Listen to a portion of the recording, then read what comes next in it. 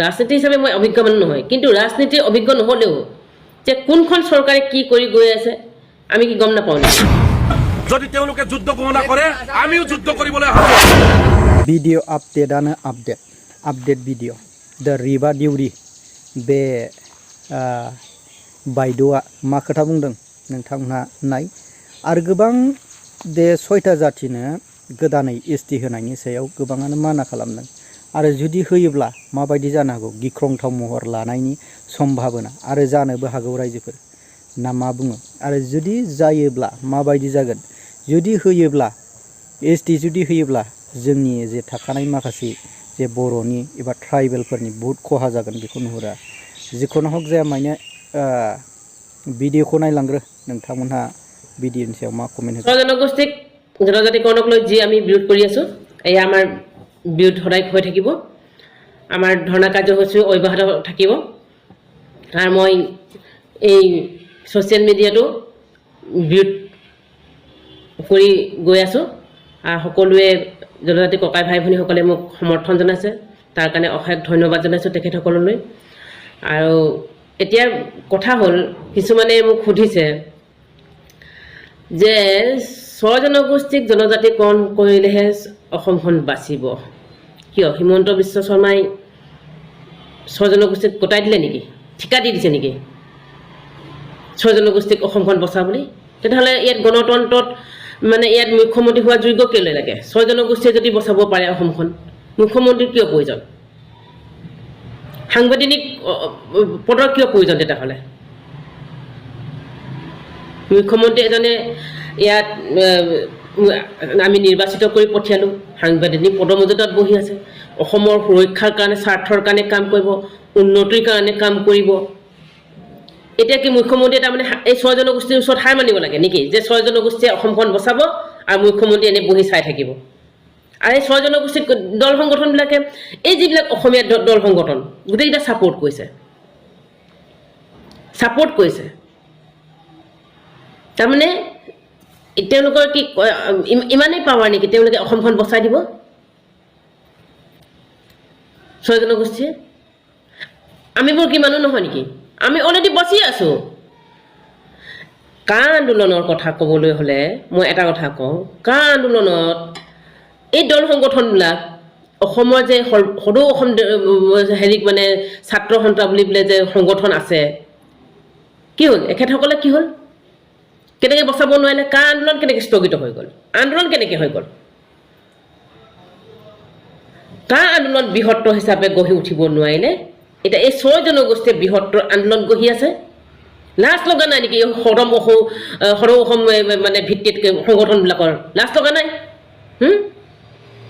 জনগোষ্ঠীয় সংগঠনসকলৰ ওচৰত তেওঁলোকে সদৌ অসম হেৰি সংগঠনবিলাকে এতিয়া হেৰি কৰিবলৈ হাৰ মানি যাবলৈ লাজ লগা নাই? অসমখনত ঠিকা ল'বলৈ গৈ পেলাই সদৌ অসম ছাত্ৰ সন্থা বুলি কৈ পেলাই বা বিভিন্ন ধৰণৰ সংগঠনবিলাকে গা লৈ উঠে। এইবিলাক চব ফকতীয়া সংগঠন। যেতিয়া ৰাষ্ট্ৰীয় চৰকাৰে আমাৰ ওপৰত কা জাপি দিছিল তেতিয়া ক'ত থাকিলে এইকেইটা? আমি সকলোৱে বৃহত্তৰ অসমীয়া জাতি হিচাপে কা আন্দোলনত আমি জঁপিয়াই পৰিলোহেঁতেন। এতিয়া জনগোষ্ঠী হিচাপে তেওঁলোকে আন্দোলন কৰিছে, তাত সমৰ্থন কৰিছে, কিন্তু সদৌ অসম বোলে সেই নেতৃত্বত থকা মানুহবিলাকে তাক সমৰ্থন কৰিছে। আমি মানি ল'ম? তাৰমানে চৰকাৰ হাৰি গ'ল নেকি? গণতান্ত্ৰিক ব্যৱস্থাত সাংবিধানিক পদমৰ্যাদাত থকা আমি পদমৰ্যাদা হিচাপে জিকাই পঠিওৱা মুখ্যমন্ত্ৰী হাৰ মানিছে নেকি যে এই 6 জনগোষ্ঠীক আমি গতাই দিছোঁ অসমখন বচাবলৈ? এনেকুৱা তুলুৱা মন্তব্যৰে বা এনেকুৱা কথা কিছুমান লৈ পেলাই ট্ৰাইবেল মানুহক ভুলাব পাৰিম বুলি নাভাবিব। আপোনালোকৰ অন্তৰ্নিহিত স্বাৰ্থ আমি বুজি পাওঁ।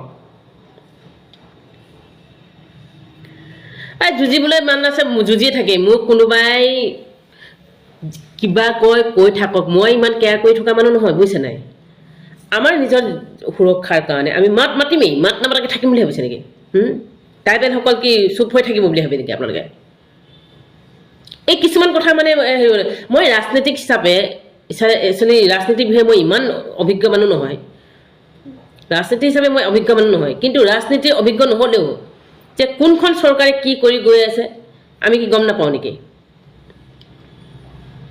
সেই কথাবিলাক এতিয়া উল্লেখ নকৰিলে নহ'ব নহয়। আজি মানে কিমান বছৰ হ'ল স্বাধীন পোৱা আমাৰ ভাৰত অসমখনত। স্বাধীন হোৱাৰ পাছতো আজিলৈকে যে